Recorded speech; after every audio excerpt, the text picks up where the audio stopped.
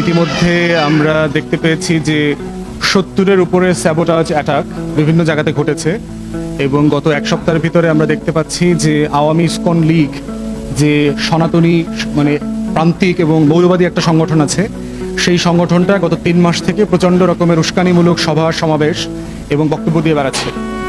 রংপুরে পার্টিকুলারলি আমরা দেখলাম যে রাষ্ট্রদ্রোহিতার মামলায় যে লোককে গ্রেফতার করা হয়েছে চিন্ময় দাসকে গতকালকে, তিনি হুঙ্কার দিয়ে বলেছেন যে বাংলাদেশে হিন্দুদেরকে নাকি উচ্ছেদ করবার জন্য ষড়যন্ত্র চলছে এবং যদি এই ষড়যন্ত্র অব্যাহত থাকে আমরা মনে করিয়ে দিতে চাই যে ইরাকে, লিবিয়াতে এবং সিরিয়াতে কি হয়েছে। এখন আমরা যারা দুনিয়ার খোঁজখবর জানি, ইরাকে, লিবিয়াতে এবং সিরিয়াতে গৃহযুদ্ধ চলছে। ওয়ার টেররের নামে পশ্চিমা নেটো শক্তি যে 7টা মুসলিম দেশকে ধ্বংস করে দেওয়ার প্ল্যান করেছিল 2000 সালে, তার অংশ হিসাবে। তো সেই জায়গাতে আমরা দেখতে পাচ্ছি যে এই ইসকনের নেতা যে উস্কানিমূলক বক্তব্য দিয়েছে এবং তারপরে দেখলাম যে চট্টগ্রামে বাংলাদেশের পতাকার উপরে ইসকনের পতাকা দিয়েছে। এটা যে পরিকল্পিতভাবে একটা উস্কানি এবং এই ঘটনাগুলোর সাথে আমাদের ইতিহাসে আমরা দেখেছি 1975 সালে শেখ মুজিবকে সপরিবারে হত্যা করবার পরে ভারত যে লেভেলে আমাদের রাষ্ট্রে ইন্টারফিয়ার করেছে, ঠিক একই লেভেলের ইন্টারফিয়ারেন্সের অ্যাটেম্প্ট আমরা দেখতে পাচ্ছি। এবং দুঃখজনক হলেও সত্য যে বাংলাদেশে সংখ্যালঘু নির্যাতন আছে, যেমন এটা আমরা স্বীকার করছি, কিন্তু সংখ্যালঘুদের একটা মতলববাজি রাজনীতি আছে। এই সংখ্যালঘুদের মতলববাজি রাজনীতিটা বাংলাদেশের জনগণের মধ্যে যে কমিউনিটির যে একটা হারমোনি ছিল, সবার ভিতরে যে একটা আন্তঃসাম্প্রদায়িক যে একটা সম্পর্ক ছিল, ভালোবাসা ছিল, একজনের প্রতি আরেকজনের দরদ ছিল, এই দরদটাকে এফেক্ট করছে। এবং ভারত যেহেতু এই বাংলাদেশের মতলববাজি সংখ্যালঘু রাজনীতিটা নিয়ন্ত্রণ করে, তার জন্য এটার কারণে যেটা হচ্ছে যে শুধু বাংলাদেশের হিন্দুরা ইনসিকিউরিটির মধ্যে পড়ছে না, বরং হচ্ছে ক্রস বর্ডার রিলেশনশিপ কিন্তু আমাদের এফেক্ট হচ্ছে।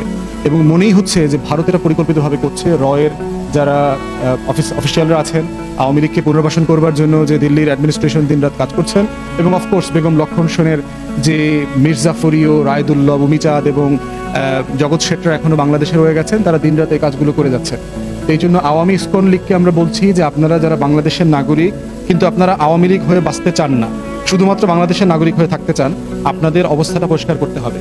আওয়ামী ইসকন লীগ থেকে আপনাদের নিজেদের স্বতন্ত্র সত্তা বের করে নিয়ে আসতে হবে। আপনারা বাংলাদেশের নাগরিক, আপনাদের শতভাগ অধিকার সংবিধান সম্মতভাবে অন্য 10 জনের মতোই করে দেওয়া আছে। সেটা 5ই আগস্টের পরে আমরা দেখেছি যে বাংলাদেশের বিভিন্ন হিন্দু বসতি, মহল্লা, পাড়া, মন্দির, দোকানপাট, বাসস্থানকে কিভাবে মুসলমানরা, ইসলামী দলের লোকজন, আলেম ওলামায়ে কেরামরা, মাদ্রাসার ছেলেমেয়েরা মিলে দিন রাত রোটেশন করে পাহারা দিয়েছে। চট্টগ্রামে আমরা এটা দেখেছি, ঢাকাতে দেখেছি। গত দুর্গাপূজার যে মণ্ডপ হয়েছে প্রায় 40,000 সারা বাংলাদেশে, এই মন্দিরগুলো, মণ্ডপগুলো মুসলমানরাই কিন্তু আপনাদেরকে দিন রাত পাহারা দিয়ে রেখেছে। মুসলমান সংগঠনগুলো, ইসলামী সংগঠনগুলো, রাজনৈতিক দলগুলো, ছাত্ররা সবাই মিলে সেটা করেছে। কিন্তু এটাকে তো আপনারা সম্মান করছেন না। এই যে আমাদের ভালোবাসা, আমাদের যে নিঃস্বার্থ নাগরিক মহব্বতের যে জায়গাটা, দায় এবং দরদের জায়গাটা, সেই জায়গাটাকে আপনারা সম্মান করছেন না, শ্রদ্ধা করছেন না।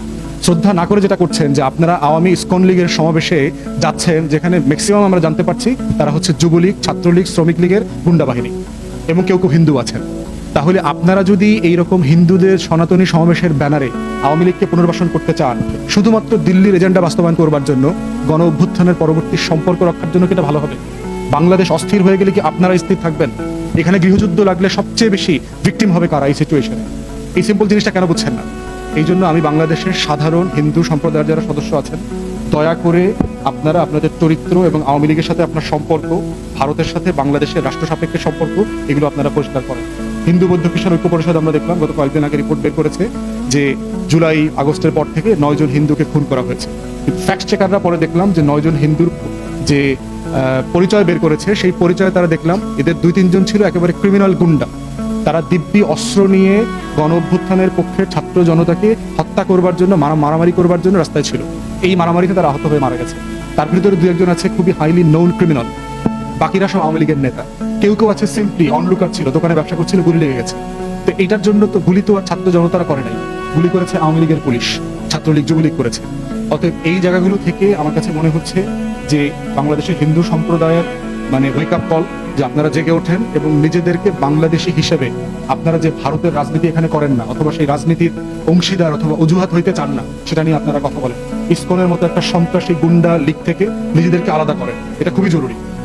অন্তর্বর্তীকালীন সরকারকে বলছি, প্রধান উপদেষ্টাকে ইতিমধ্যে কিন্তু আমরা বলে আসছি যে বাংলাদেশে জেনুইনলি সংখ্যালঘুদের উপরে অত্যাচার নির্যাতন হচ্ছে। বারাকাতের মতো একটা বাটপার আওয়ামী অর্থনীতিবিদ সেও কিন্তু বলেছে যে বাংলাদেশে অর্পিত সম্পত্তি যেগুলো আছে হিন্দুদের এগুলো দখল করা, মেয়েদেরকে ধর্ষণ করা, দোকানপাট অথবা দেশ ছেড়ে চলে যেতে বাধ্য করার পিছনে সবচেয়ে বেশি দায়ী হচ্ছে আওয়ামী লীগ। অতএব আমরা প্রধান উপদেষ্টাকে অনুরোধ করেছি, আপনি গত 53 বছরে আমাদের সংখ্যালঘুদের দুঃখ, কষ্ট, গল্প, বেদনা, আকাঙ্ক্ষা, প্রত্যাশা এগুলো বোঝার জন্য একটা কমিশন করেন।